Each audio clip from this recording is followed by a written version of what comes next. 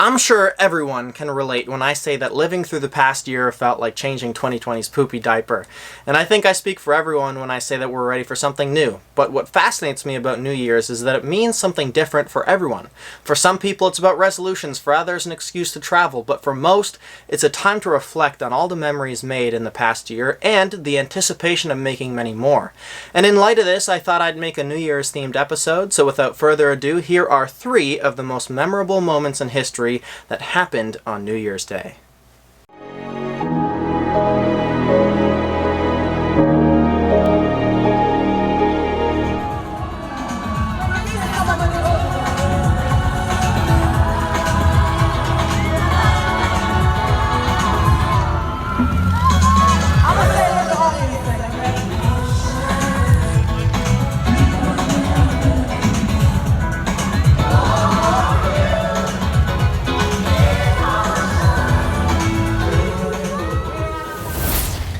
Yep, you saw that right. I couldn't believe it either the first time I saw it. And if you aren't familiar, that was Mariah Carey performing live in Times Square 2016, and it was an absolute embarrassment to say the least.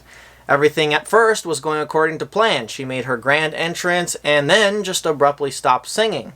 As her voiceover plays in the background, she just awkwardly stands there and in a desperate attempt to recover, holds out the microphone wanting the audience to jump in, but no one sings. And for the rest of the 3-song set, she just kind of stumbles around every so often trying to get back on track, but can't manage. And this happened from a combination of things, but most importantly because her earpieces weren't working. And so she couldn't hear herself or the track playing in the background. It's Mariah's manager accusing show producers of hanging her out to dry, telling Billboard in part they acknowledged that they knew her inner ears were not working. They did not cut to a commercial. They left her out there to get ratings. But regardless of whether this was done on purpose or not, I gotta hand it to her, because most artists would have just walked off the stage if the same thing happened to them. And all things considered, she was a pretty good sport about the whole ordeal, even jokingly saying it just don't get any better as she walked off stage. However, she did fire her creative director, Anthony Burrell, because supposedly he was the one to blame for the earpiece malfunction. But other than that, she just brushed off the whole situation with ease. But that's not really surprising. Mariah Carey is such a big name, it would take a lot more to ruin her, whereas this situation could have easily ended a small artist's career. But what I find truly amazing is the fact that not only did she take the epic fail in 2016 like a champ, but then returned in 2017 to do it all again. She walked on stage wearing the very same outfit as last year, saying, "Let's try this again," announcing that this was her big moment in redeeming herself from last year's disaster. And thankfully, the Queen of Christmas did exactly that.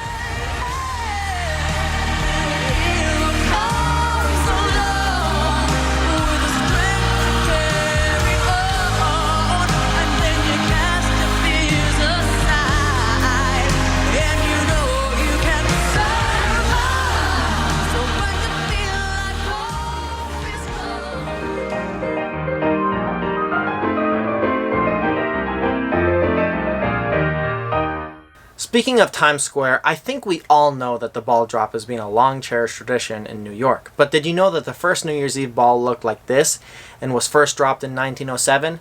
Not only that, but the tradition was started completely on accident. It's 1904 and the New York Times had just opened their headquarters at 1 Times Square, New York, also known as Times Tower. The New York Times held massive influence in the early 20th century, so much so that the opening of their headquarters prompted the renaming of the entire area from Longacre Square to Times Square. The name Longacre Square had been so since the 1870s, named after the carriage hub in London, England. The paper's owner, Adolph Ox, wanted to attract more attention to the newly rebranded square, so he decided to put on a show of fireworks and thought no better of a time than New Year's Eve that year. He did this for about 2 more years, but in 1907 decided that he wanted something a little bigger. So he hired the sign design company Artcraft Strauss to build a bigger spectacle to celebrate New Year's Eve, and so the Time Ball was born. It was first debuted December 31st, 1907. It was very simple in design. It was a combination of iron and wood with 100 bulbs mounted on it and weighed only 700 pounds. It was such a wild success that the ball would be dropped every year on New Year's Eve, even after the New York Times sold the building in 1961. Since the time ball first dropped, there had been 7 different versions that have been constructed and publicly used on New Year's Eve.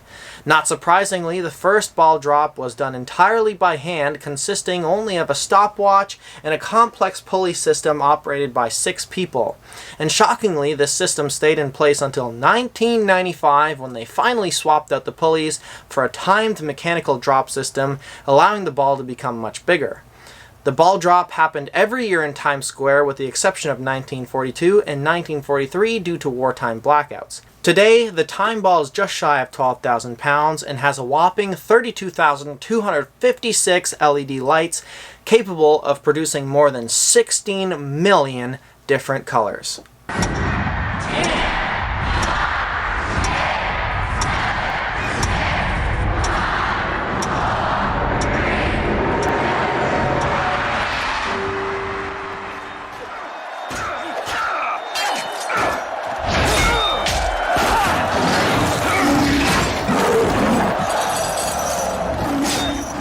With things that happened hundreds of years ago, there is almost always going to be debate around the details of what actually happened, and this story is no different.